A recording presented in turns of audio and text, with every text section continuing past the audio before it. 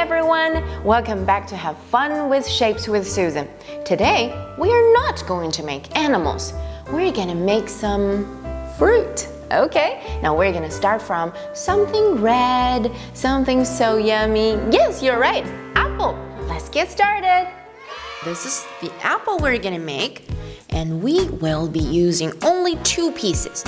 A big red circle, a small green semicircle. It's so easy. Let's get started. Da-da-da-da. 1 big red circle. Haha, apple. The small semicircle will be the leaf. Ta-da, done. Apple.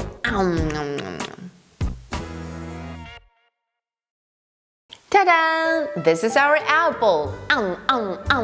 It's so yummy. Apple, apple. Look, this is a red apple. We also have yellow apples and green apples. I like yellow apples very much. What kind of apples do you like? Bye!